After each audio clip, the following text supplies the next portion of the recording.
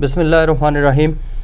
अस्सलाम वालेकुम नाज़रीन, आप देख रहे हैं प्रोग्राम पब्लिक राइट्स और मैं हूं सैयद आबिद काज़मी।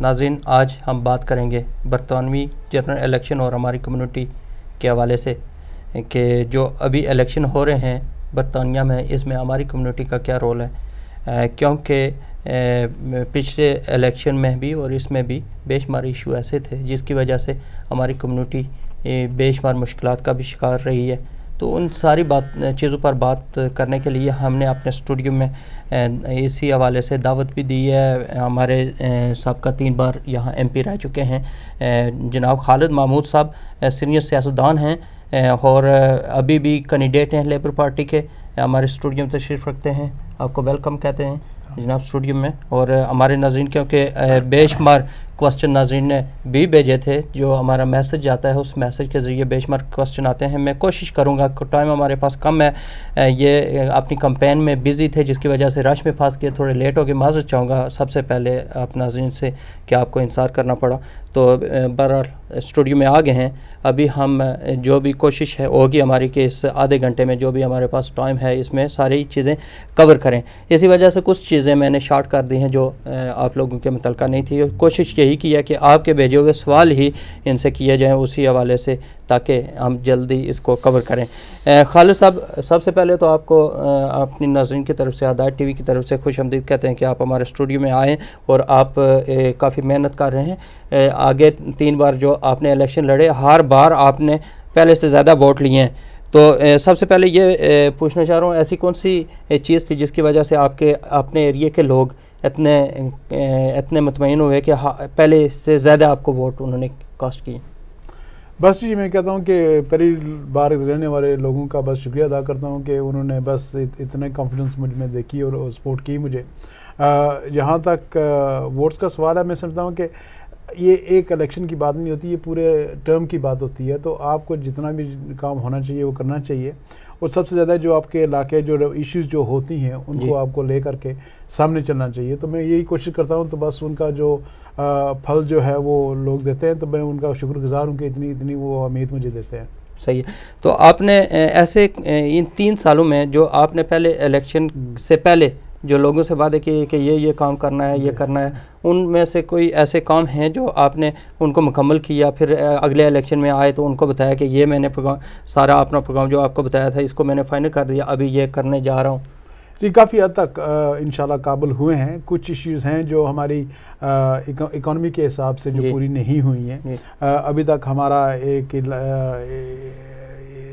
हमारा एरिया है जिसको हम डेजिग्नेट किया है न्यू, ये जो होलसेल मार्केट्स थी यहाँ, फ्रूट मार्केट, वेजिटेबल मार्केट्स जो है, उनको वहाँ शुरू करना था पिछले साल तक, वो नहीं हुई हैं। तो इंशाल्लाह अभी जो कुछ मुश्किल थी काउंसिल्स में, तो वो इंशाल्लाह वो पूरी हो चुकी है, बिल्डिंग वहाँ तैयार हो चुकी है। तो इंशाल्लाह जल्द वो पूरा हो जाएगा। और हम कोशिश कर रहे हैं जितना तक के और कोई प्रोग्राम ले आएँ जहाँ तक वन स्टॉप मेरे इलाके में काफ़ी ठीक साइज़ का शॉपिंग सेंटर है, उसको तकरीबन दुगना हम करें। तो वो प्लान्स भी तैयार हो चुके हैं इंशाल्लाह। तो बहुत जल्द कोशिश करेंगे इस अगली टर्म में उनको पूरा करना। जो बच्चों की तालीम है वो इंशाल्लाह अल्लाह के फजल से पिछले टर्म की जो ऑब्जेक्टिव्स थी उससे काफ़ी अच्छे ग्रेड्स बढ़े हैं, और कोशिश कर रहे हैं कि इसको एजुकेशन आप कहते हैं बेहतर हुआ है? नहीं, बेहतर हुआ है हद तक। क्योंकि अब जो नई गवर्नमेंट आई है इन्होंने कुछ मुश्किलात पेश की हैं, उसमें वो नीचे जाने की अभी उसकी ट्रेंड आ रही है। ठीक है। तो अभी मैं उसको कोशिश कर रहा हूँ कि उसको कैसे वापस ले जाना चाहिए ऊपर। तो इंशाल्लाह अगर हमारी पार्टी जो है वो आ गई है, हुकूमत में आ गई, तो इंशाल्लाह हमको पूरी कोशिश करेंगे कि इस बात को भी, इस इशू को आगे ले जाएँ। और वो दोबारा जैसे पहले 13 साल 13 साल सपोर्ट किए ले पार्टी ने। मैं एक कॉलर को ले लेता हूँ फिर उसके बाद। अस्सलाम वालेकुम। अस्सलाम वालेकुम जनाब, अरशद सिद्दीकी बोल रहा हूँ। जी अरशद सिद्दीकी साहब, वेलकम। क्या पूछना चाह रहे हैं? MP साहब बैठे हुए हैं हमारे स्टूडियो में। मैं खालिद साहब को वेलकम कहता हूँ जी। और खालिद साहब से एक सवाल ये था कि बर्मिंघम के अंदर अनएम्प्लॉयमेंट बहुत है जी, और अनएम्प्लॉयमेंट बहुत है बर्मिंघम में। तो इसके लिए लेबर पार्टी अब इलेक्शन में इंशाल्लाह जीतेगी। इसके बाद इनके क्या पॉलिसी होगी जो हमारी अनएम्प्लॉयमेंट बर्मिंघम में कम हो? ठीक है जी, बहुत शुक्रिया जनाब अरशद सिद्दीकी साहब। पूछते हैं, अभी आप देखें।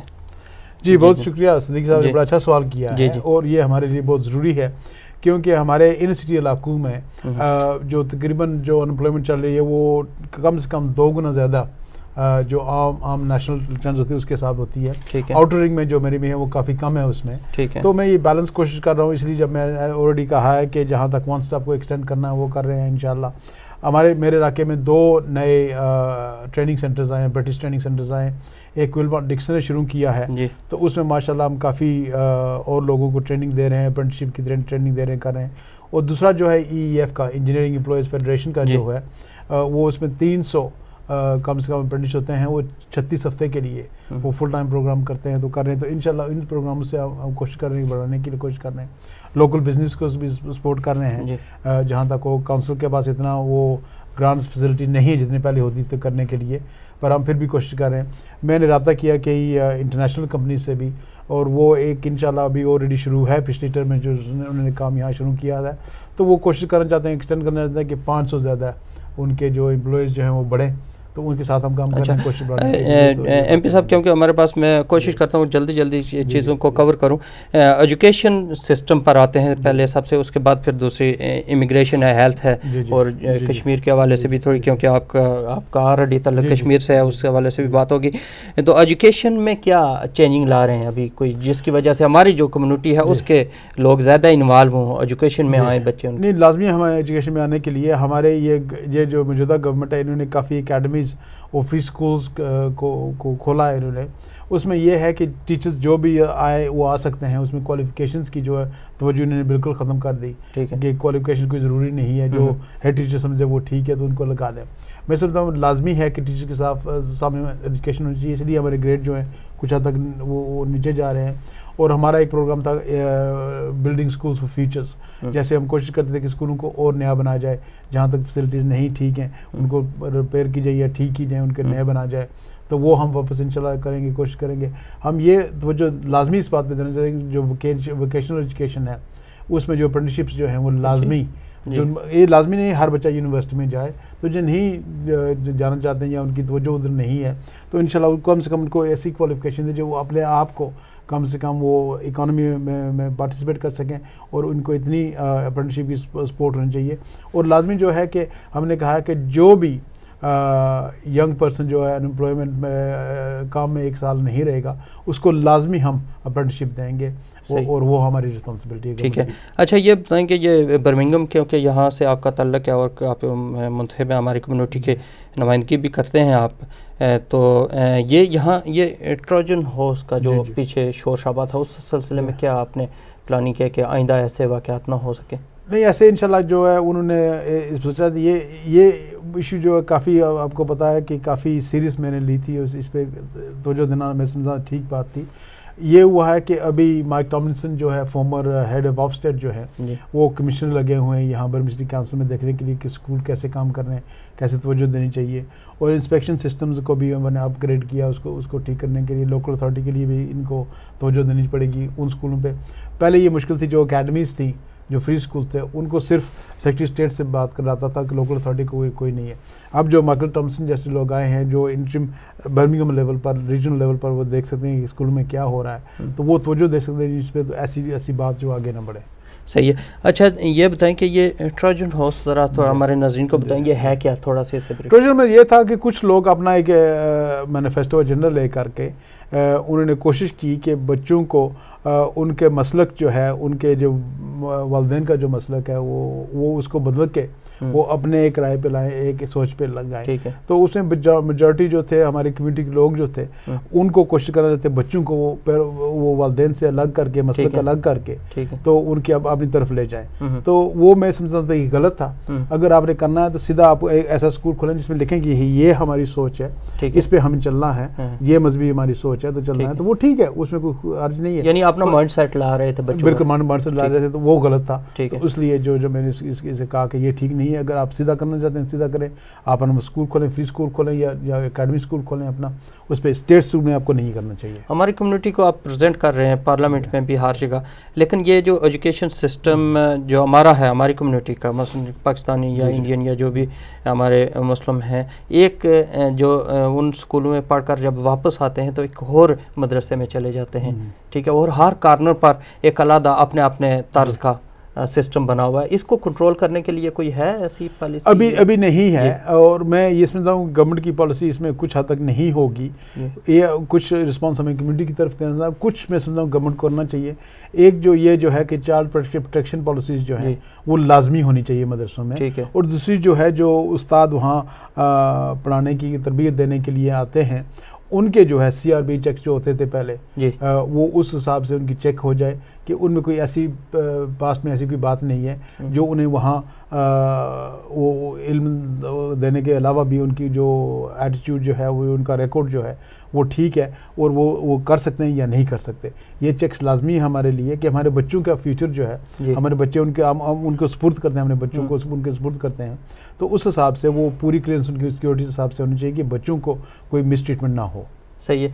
तो इसका पैमाना कैसे तय किया जाएगा कि ये आप वहाँ जो जा रहे हैं शाम को जो एजुकेशन हासिल करते हैं उसका मेयार क्या होना चाहिए, और ये पैमाना कैसे तय करेंगे?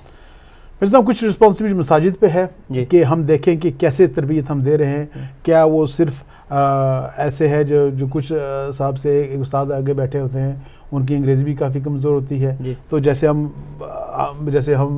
पाकिस्तान में जो पढ़े हैं तो जमात में बैठे हुए, क्लास में बैठे हुए, तो उस्ताद जो कह रहा है हम रट रहे हैं बस, ठीक है, तो रटने से यहाँ कोई काफ़ी मुश्किलात हमें कम्युनिटी में हो चुकी हैं। हम चाहते हैं कि वो एक मीनिंग के साथ हिसाब से अंग्रेज़ी में तर्जमा करके उनको बताया जाए कैसे कि क्या इसका मकसद क्या है, इसका मतलब क्या है, ये क्या पढ़ रहे हैं, इसकी अहमियत क्या है। ये मैं समझा जो हमें क्रॉस नहीं कर रहे बच्चों के लिए, वो हमारा खुद नुकसान है और फ्यूचर में हमें नुकसान होता है। इसमें एक चीज़ बड़ी, जब आपने भी देखा होगा मुख्तलिफ मसाजिद में, मैंने ऑलरेडी, क्योंकि मेरा भी जर्नलिज्म से तल्लुक़ है तो हर चीज़ को मैं भी वाच करता हूँ। मैं गया हूँ, एक कोने में लाइन लगी हुई है मस्जिद के बाहर बच्चों की, उनका लिबास अलग है, एक पूरा एक लिबास चेंज है, दूसरे में अलग है, तीसरे में अलग है। ये चीज़ें देखी हैं, तो ये पहले लिबास चेंज करके फिर दिमाग चेंज करते हैं या किस तरह? ये क्या कोई आपने क्या इसमें काफ़ी हद तक ये जो लिबास की इशू जो है हमें देखनी चाहिए। इस मुल्क में हमें ठीक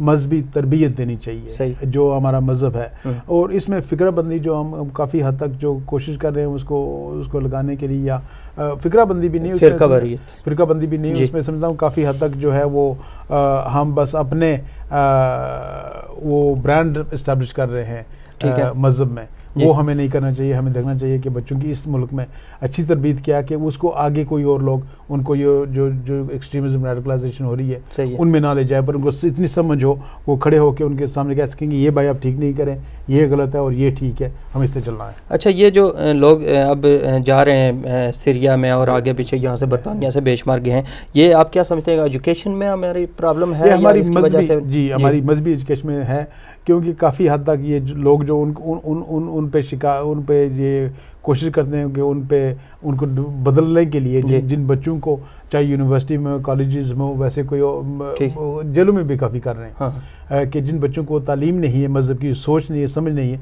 जो जब ये कहते हैं कि ये ठीक है ये ठीक है, तो उन बच्चों को और काउंटर आर्गूमेंट नहीं होती उनके पास कि हमारे मज़हब में ये है, तो वो समझते कहते हैं कि उनके एक तरीका होता है, वो बड़ा जज्बे से वो बात करते हैं, बड़ी वो स्ट्रॉन्ग बात करते हैं, तो उनके खिलाफ वो किसी की और राय सुनना भी नहीं चाहते। ठीक है, तो जब आप राय नहीं दे सकते, आपको मालूम ही नहीं है कि आपकी राय क्या है, मज़हब की क्या, आपके माँ बाप की क्या सोच है, आप किस मसाजिद से हैं, किस मसलक से आपका एक कनेक्शन है, ठीक है, तो वो कन्वर्ट कर लेते हैं उन लोगों को। इसलिए आप देखें कि लोग यहाँ पिछले 2 हफ्ते में, 3 हफ्ते में 3-4 पूरी फैमिलीज अपने ले करके वहाँ जा रहे हैं। तो देखें कि इसका मकसद क्या, वो वहाँ क्या हो रहा है, वो लोगों की गर्दनें काट रहे हैं, लोगों के व्यूज जला रहे हैं, कह रहे ये क्या इस्लाम में कहाँ लिखा हुआ है ऐसी बात है, किसको इतना हक है करने के लिए। और हमें बच्चों की तरबियत देनी चाहिए कि इस्लाम ठीक जो है, वो इस्लाम जो है वो एक सबमिशन होती है वो सुभान ताला के लिए और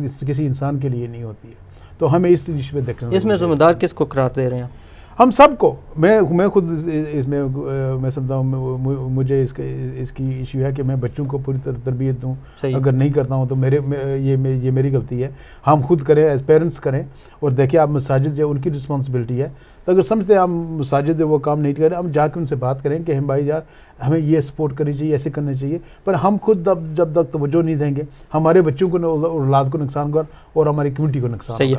अच्छा, इस सारी चीज़ों को, ये जो खराबियां हैं, इनको दूर करने के लिए आपकी फ़र्ज़ की आप गवर्नमेंट में आ जाते हैं तो आपकी क्या कैसे इसको क्या पैमाना तय करेंगे? ऑलरेडी अपोजिशन में डिस्कशन में कर रहा हूँ, बहुत होम ऑफिस कर रहा हूँ, डिपार्टमेंट कम्युनिटी से कर रहा हूँ, एजुकेशन से ऑलरेडी काफ़ी हद तक मैं ट्रिस्टम हंट से मेरी इश्यूज पे बात हुई है, तो हमें वहाँ से करना चाहिए जो जहाँ तक हम कर रहे हैं। पर कुछ इश्यूज जो है वो गवर्नमेंट को मैं समझता हूँ, स्पेशली मजहब अदारे में गवर्नमेंट को इन्वॉल्व नहीं होना चाहिए। सही है, और वो हमारी रिस्पॉन्सिबिलिटीज़ हैं। ठीक है। अच्छा, ये गवर्नमेंट आपकी बात काट रही है, गवर्नमेंट फ़र्ज़ किया मसल के हवाले से ये अभी मस्जिदों का शोर शराबा, ट्रोजन हाउस का सारा, ये जो मजहबी हवाले से जो आती हैं राय गवर्नमेंट को, वो क्या उनका पैमाना है, किससे वो राय लेते हैं? मुस्लिम जो MPs हैं उनसे लेते हैं या कोई अलग सिस्टम बनाया हुआ है? डिफरेंट इश्यूज़ है। वहाँ मेजॉरिटी जो लेते हैं वो लेते हैं एकेडमिक्स से लेते हैं। कुछ लोग जो अपने आप को, अब ये एक नई इंडस्ट्री बन चुकी है जहाँ अपने आप को लोग कंसल्टेंट्स कहते हैं इस्लाम में, और ये कहते हैं, तो हमें मुश्किल ये है कि हमें और गवर्नमेंट को भी इतना मालूम नहीं कि कहाँ से वो कंसल्टेंट ले आए, ठीक है, क्या उनकी क्वालिफिकेशंस है, क्या उनका जो बैकग्राउंड है वो क्या वो स्पेसिफिक है या किसी एक मसलक से है, वो क्या कर रहे हैं, कैसे कर रहे हैं। और इन चीज़ में कोशिश करता हूँ कि गवर्नमेंट को इन इशू पे तवज्जो करनी चाहिए, जैसे करने कैसे कौन से लोग आते हैं, कैसे आते हैं, कैसी एडवाइस मिलती है और आगे इसको कैसे ले जाना है। इस हवाले से कोई कमेटी या इस किस्म का कोई वो चक्कर नहीं, मैं कोशिश कर रहा हूँ कि वो हो। मैं अपने, जैसे मैंने कहा, डिपार्टमेंट कम्युनिटी से, एजुकेशन से और होम ऑफिस से इन इशू पे ऑलरेडी पिछले 1.5 साल से बात कर रहा हूँ उनसे। तो मैं कोशिश चाहता हूँ कि इंशाल्लाह अगर हम इक़्तिदार में आए तो इस पे तवज्जो दें। तो वैसे में जो और भी थिंक टैंक्स हैं उनसे भी तवज्जो कोशिश कर रहा हूँ कि ये भी वो सोचें कि इसे कैसे आगे लेना चाहिए। सही है। अच्छा, एजुकेशन पर चलें, ये बात हुई है, मज़ीद हमारे कॉलर भी शायद इस हवाले से कुछ पूछना चाहें तो आ सकते हैं, आप कॉल कर सकते हैं। दूसरा, इमिग्रेशन के हवाले से, क्योंकि हमारी कम्युनिटी में इमिग्रेशन की बेशुमार प्रॉब्लम्स हैं, तो क्योंकि आप एक बड़ी अहम ज़िम्मेदार जगह पर रह चुके हैं और एक कॉलर है, मैं चाहता हूँ इनसे सुन लेता हूँ क्या कहते हैं, उसके बाद फिर बात करते हैं। अस्सलाम वालेकुम। Can you put me to the public right presenter? Yes, आप लाइव हैं, बात करें, सवाल पूछें, क्या पूछना चाह रहे हैं? बहुत शुक्रिया जी, क्या पूछना चाह रहे हैं? सर, सबसे पहले तो आपका शुक्रिया और ब्रदर रियाज साहब के, जो हमारे MP हैं बर्मिंघम के काफी अरसे से। जी, मैं उनको खालिद महमूद साहब। जी, खालिद महमूद साहब जी। तो मैं नेल्सन लैंकाशायर से बात कर रहा हूँ। जी। आपको इनको पता होना चाहिए, लैंकाशायर में भी पाकिस्तानी बहुत ज्यादा रहते हैं। बिल्कुल रहते हैं, पता है जी। अच्छा, मैं बात इनकी सुन रहा था, जो कुछ नेक्स्ट पार्लियामेंट में जो न्यू चेंजेस लाना चाहते हो। एक दो बात मैं ये कहना चाहता, दहशत गर्दी के हवाले से जी इस पे वो बात कर रहे थे, और खासतौर पर स्कूलों के जो निसाब हैं, हमारे बच्चे जो है ना एवरेज जो है ना कि बिलो हैं। इससे बंगाली बच्चे आगे चले गए हैं, इंडियन बच्चे आगे चले गए, अफ्रो कैरेबियन चले गए हैं जी। मैं एजुकेशन फील्ड में काम करता हूँ लोकल अथॉरिटी में, मुझे पता है कि हमारे बच्चों की कितनी जो है ना कि वो कमजोरी है हर की सब्जेक्ट में, फ्रॉम प्राइमरी लेवल से। उसमें जो है ना कि कम्युनिटी की इन्वॉल्वमेंट नहीं होती है, और जो इलेक्टेड काउंसलर होते हैं, चाहे वो काउंटी काउंसलर हो, उनकी भी इन्वॉल्वमेंट कम है। जब 5 साल के बाद इलेक्शन की बारी आती है तो सब डोर पर आते हैं जी। आप कोई सवाल कर लें अगर तो ये मेरा है। दूसरा मेरा है कि गवर्नमेंट को जो है ना जो प्रिवेंट और कम्युनिटी कोहेजन की पॉलिसी थी अंडर द लेबर और गॉर्डन ब्राउन को, उसमें फायदा भी बहुत पहुंचा, और कुछ लोगों ने, कुछ चैरिटी ने इसको मिसयूज भी किया, और प्रेजेंट गवर्नमेंट ने तो वो तो टोटल खत्म कर दिया। अभी जो फंडिंग है वॉलंटरी ऑर्गेनाइजेशन की up and down the country में, वो कुछ भी नहीं, एक सिंगल पैनी भी नहीं है पूरे सेंट्रल गवर्नमेंट से आ रही। तो ये मैं खालिद साहब से ये पर्सनल रिक्वेस्ट करूंगा कि जो है ना जो वॉलंटरी ऑर्गेनाइजेशन है वो कौम का, मुल्क का, इलाके का सासा होते हैं, वो मेहनत करते हैं जी। और उनकी तरफ ये प्लीज खुदा के लिए जो है ना कुछ ऐसा एक कुछ चीज सोचे इस पे पहले ही कि कम अज कम जो रेलेवेंट ऑर्गेनाइजेशन है, कम्युनिटी बेस्ड ऑर्गेनाइजेशन है, उनके लिए सेंट्रल गवर्नमेंट से, जो मैं ये नहीं कहता कि हर छोटी तंजीम को पैसे दें, जो काम कर रही हैं इनको पहले से रिसर्च करनी चाहिए। अगर दो तीन सजेशन है, खालिद साहब को कहें कि इस पे काम करें, क्योंकि ही इज माशाल्लाह डेडिकेटेड है और सबसे ज्यादा एक्सपर्ट है, जैसे ये हमारी माशाल्लाह बोल्टन की शबाना बहन है जी। जो बहुत शुक्रिया जनाब आपकी राय पर। इंशाल्लाह नंबर इन्हें दे दें और मैं पर्सनल भी बात करना चाहता हूँ। थैंक यू, बहुत शुक्रिया जी जनाब। ये सब इश्यूज जो कवर किए इन्होंने मैं समझता हूँ ये बिल्कुल ठीक हैं। जो हमारे बच्चों की तालीम जो है वो अभी सबसे लोएस्ट अचीवमेंट रेट्स जा रहे हैं, तो हमें इस पर तवज्जो देनी चाहिए, एज ए कम्युनिटी देनी चाहिए, एज स्कूल गवर्नेंस देनी चाहिए, एज पॉलिटिशियंस देनी चाहिए, तो इंशाल्लाह करनी चाहिए। मैं काफ़ी कोशिश करता हूँ कि जितने भी स्कूल हैं हम उसको विज़िट करूँ, और हमारी यहाँ ये होता है एक यंग पीपल्स पार्लियामेंट होती है, तो इंशाल्लाह 2001 से जब मैं इलेक्ट हुआ, आज इस साल भी किया है, मैंने हर साल करता हूँ और कोशिश करता हूँ कि जितने भी स्कूल हों उनको होस्ट कर सकूँ पार्लियामेंट में। सो ये काफ़ी इशू जो इंगेजमेंट जो हमारी होती है उस पर रहे और उनकी सपोर्ट करें, और मैं समझ ये लाजमी है। और जहाँ तक ये कह रहे हैं कि रेडिकलाइजेशन की इशू जो है वो भी हमें देखना चाहिए, और इस पर अभी हम पहले बात कर चुके हैं। और जो आखिरी ने कहा कि कम्युनिटी फंडिंग की, मैं समझा थर्ड सेक्टर की फंडिंग जो है वो बहुत ही लाजमी है, और ये गवर्नमेंट जो है ये ऐसे कर रही है कि वो सबसे ज़्यादा बोझ जो है वो आम लोगों पे डाल रही है, और जो बड़े मिलियनेयर्स हैं उनको टैक्स कट्स दे रही है, उनकी सपोर्ट कर रही है। और अगर ये गवर्नमेंट दूसरी तरफ आई है वापस, तो और ज़्यादा वो उन्होंने कहा है कि हम और ज़्यादा कट्स करेंगे।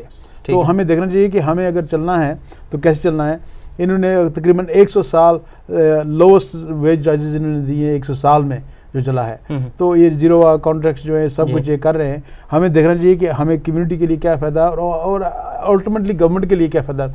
जिस काम से इन्होंने किया, इन्होंने एक रिकवरी को स्लो डाउन कर दिया है। तो ऐसे होती है कि अगर आपका वर्किंग तबका जो है वो ठीक हो, उसकी सपोर्ट हो, तो वो पैसे खर्च करेंगे, तो वो नहीं हो रहा, इसलिए इकॉनमी जो है हम आगे नहीं जी बिल्कुल। क्योंकि हमारे पास टाइम कम है तो मैं चाहता हूँ इमिग्रेशन के हवाले से बात हो जाए। इमिग्रेशन के हवाले से हमारे जो कम्युनिटी की प्रॉब्लम्स हैं बेशुमार हैं, उसमें आप क्या इसमें क्या पॉलिसीज़ हैं आपकी पार्टी की, क्या करेंगे? सबसे पहले जो है ये टोरी पार्टी जब भी आती है ये ऐसी ही पॉलिसीज़ ले आती है। जब पहले 97 से पहले थी, इन्होंने प्राइमरी पर्पस लॉ इख्तियार किया हुआ था, जिससे जो अफसर जो इंटरव्यू कर रहा है, जिसको भी आने का शौक़ है, आने की जो ज़रूरत है यहाँ, तो वो क्या कहते थे कि अगर आप इसलिए जा रहे हैं कि आप अपने इकनॉमिक इन्वायरमेंट आपकी बेहतर करना चाहते हैं, वो लाजमी है क्योंकि पाकिस्तान से आ रहे हैं, तो आप नहीं जा सकते। जब हम गवर्नमेंट में आए तो तकरीबन कुछ लोग 10 साल से लेकर 15 साल तक वो इंतज़ार कर रहे थे कि जो शादी हुई है उनकी, तो उनका स्पाउस जो है उनको मिले, चाहे वो औरत हो या मर्द हो। तो वो इतने दिन सख्त इन्होंने कानून बनाए थे, वो हमने कैंसिल किया है। और अब इन्होंने जो किया है कि 18,000 पाउंड की जो सैलरी 600 होनी चाहिए, सैलरी होनी चाहिए, तो वो अगर मिनिमम वेज पे वो नहीं कर सकते आप। सही है। और फिर अगर बच्चे हैं तो 2,500 और ऊपर करते हैं। तो ये जो पॉलिसीज की डिलिबरेट होती हैं कि हमारे जो कॉमनवेल्थ के लोग जो हैं उन पे सैंक्शंस। आपकी गवर्नमेंट आई तो ये 18,006 वाली इंशाल्लाह बिल्कुल हमने कमिटमेंट की है, और हम कोशिश कर रहे हैं कि ऐसी चीज़ों को जो हम तवज्जो दें और करें कि जो फेयरनेस होनी चाहिए। जिसमें फेयरनेस नहीं है वो क्या है, अभी ईस्टर्न यूरोपियन से, क्योंकि ये रोक नहीं सकते लोगों को, इन्होंने वादा किया था कि हम जो लाखों में है उनको हज़ारों में करेंगे, तो वो नहीं कर पाए क्योंकि इनका फेलियर वो है, ज़्यादा होगी, इंक्रीज होगी। जब 2010 से आए थे उससे ज़्यादा इंक्रीज होगी। तो हम ये कहते हैं कि फेयरनेस होनी चाहिए इस बात पे।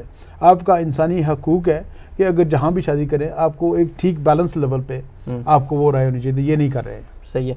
अच्छा, एक बड़ी इमिग्रेशन के हवाले से मुझे क्योंकि जब ये मैसेज हमारा जाता है तो बेशुमार सवाल भी आते हैं, तो इमिग्रेंट का ये ख्याल है कि हमारा कोई तर्जुमान नहीं है।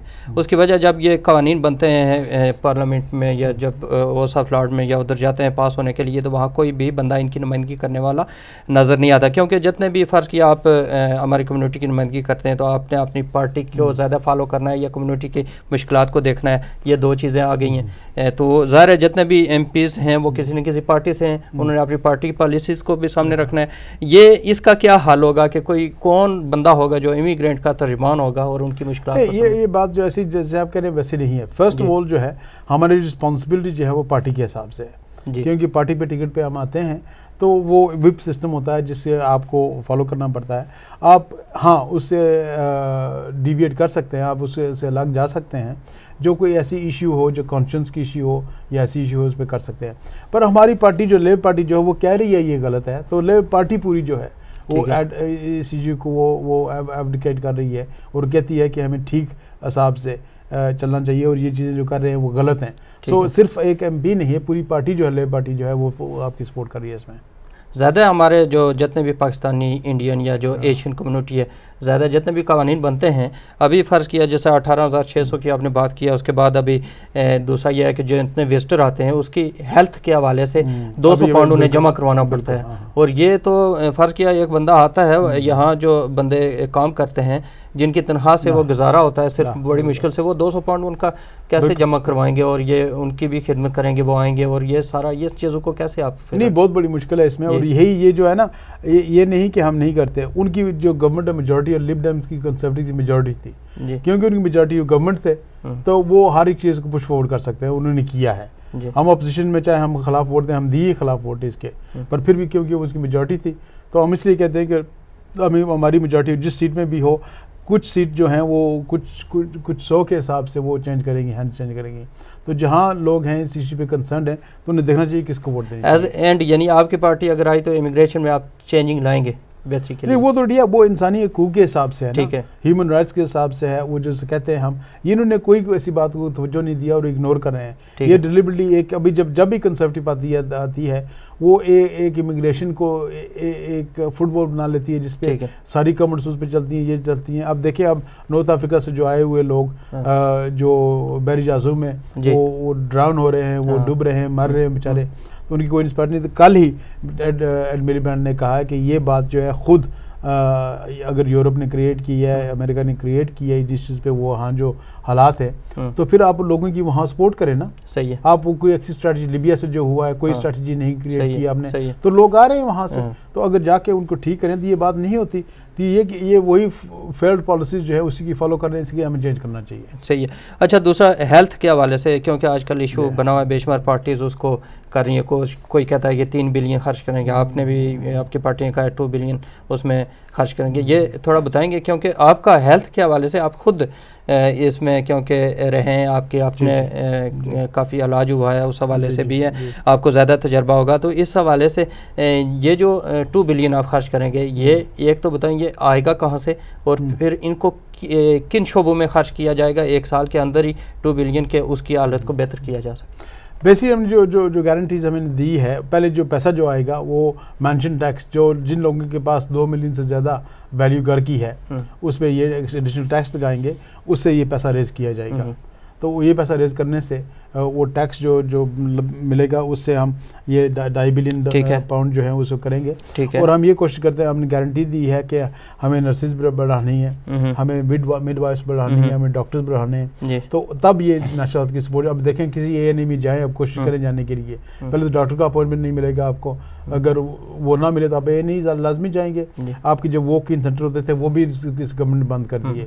आपकी जो हेल्पलाइन है उस पर पहले ट्रेंड मेडिकल ट्रेंड लोग थे, उस पर वो आपको राय देते थे क्या करना चाहिए क्या नहीं करना चाहिए। अब कोई राय नहीं है। तो 94% जो लोग जाते हैं ANE में वो वहीं से जाते हैं कि जो फ़ोन करते हैं हेल्पलाइन को करते हैं, उनको मालूम ही नहीं है, वो कहते हैं जाए आप ANE में जाएँ।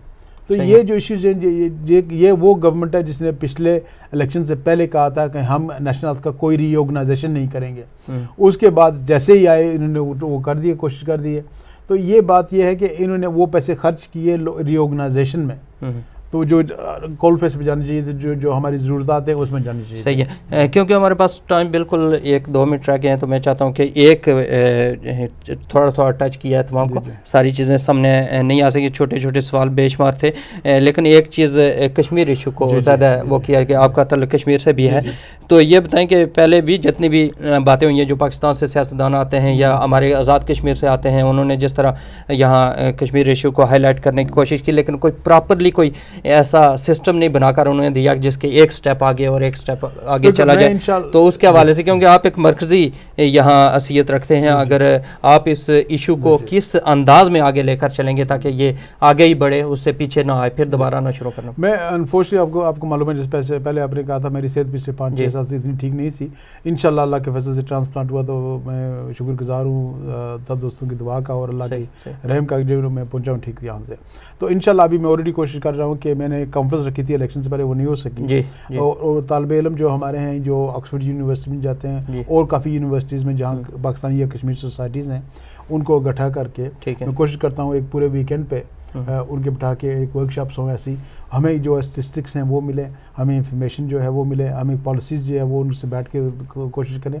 उसके बाद इंशाल्लाह मैं एक और कॉन्फ्रेंस करूँगा जहाँ जितनी भी तंजीमें हैं उनको इकट्ठा करके एक ठीक तरीके से पॉलिसी होनी चाहिए इस पर। ये बातें जो होती हैं इस पर से कोई फ़ायदा नहीं है, हमें वही तकरीरें, वही नारेबाजी और वही बातें, उसमें कोई कश्मीर का हल नहीं होगा। हमें एक स्ट्रेटजी पे चलना पड़ेगा। इंशाल्लाह मैं पूरी कोशिश करूँगा इस इलेक्शन के बाद, जो मैं कोशिश कर रहा था पहले भी। तो ये मेरा कम्युनिकेशन हुआ है यूनिवर्सिटी से, जो सोसाइटीज़ जो हमारी हैं वो लोग तैयार हैं हमारे लिए काम करने के लिए।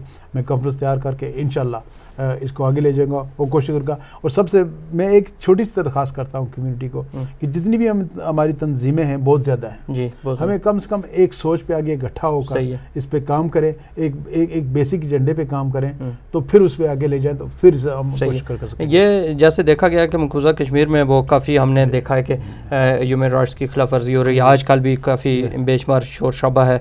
तो उस हवाले से अगर एक ही पॉलिसीज़ को जो ह्यूमन राइट्स की खिलाफ वर्जी हो रही है अगर उसको हाईलाइट किया जाए, मेरा ख्याल है तो ये ज़्यादा बेहतर होगा। और बड़ा ठीक आपने कहा, और मैं ही यही चाहता हूँ कि ये ऐसी इशू जो है ना, इसी इशू पे चलें जहाँ तक हम उनको हम ये इशू ले देते हैं कि कश्मीर बनेगा पाकिस्तान, ये तो बात हमें देखिए उन बेचारों के साथ क्या हो रहा है और कैसे उनका हाल जो है हम कुछ हद तक उनकी सपोर्ट करते हैं, ठीक कर सकते हैं। यही एक नुकता है जिस पर आगे हम बढ़ सकते हैं इंशाल्लाह। ठीक है, बहुत शुक्रिया जनाब आप, क्योंकि टाइम बहुत शॉर्ट था और दूसरा आधा घंटा तो हमारा इसी तरह चला गया और बेशुमार क्वेश्चन नाज़रीन रह गए हैं, जिसकी वजह से मैं चाहता था कि सारी चीज़ें कवर हो जाएं, लेकिन सारी नहीं कवर हो सकी। फिर इंशाल्लाह ये कामयाब होंगे और दोबारा इनको बुलाएंगे यहाँ और पूछेंगे जो कुछ ये इनकी पार्टी पॉलिसीज़ हैं या जो भी इन्होंने बातें की हैं, इसी हवाले से दोबारा पूछेंगे। हमारे पास रिकॉर्ड है और इंशाल्लाह ये इस पर अमल भी करेंगे। और आप लोगों का अगर तामर रहा, आपने हमारा साथ दिया, तो लाजमी ये आपके नुमाइंदे हैं, आप क्या काम करेंगे और जो शिकायत हुई आप हमारे हदायत टीवी को भेजें, हमें भेजें, हम इन तक भी पहुँचाएँगे और इंशाल्लाह ये आपका काम करेंगे। आपका बहुत शुक्रिया, आप तशरीफ़ लाए और बड़े अच्छे अंदाज में जवाब दिए। तो इंशाल्लाह दोबारा अल्लाह ताला ने आपको सेहत दी और कामयाबी भी आपको मिले, तो हमारी नेक दुआएं आपके साथ हैं, तो अल्लाह कर्म करेगा। तो इसी के साथ आपसे इजाज़त चाहेंगे नाज़रीन, दोबारा नेक्स्ट वीक इंशाल्लाह नए मौजू और नए मेहमानों के साथ आपकी खिदमत में हाज़िर होऊंगा। आप हमारे साथ रहिएगा। इंशाल्लाह नेक्स्ट वीक ज़िंदगी रही तो दोबारा मुलाकात होगी। अल्लाह हाफ़िज़।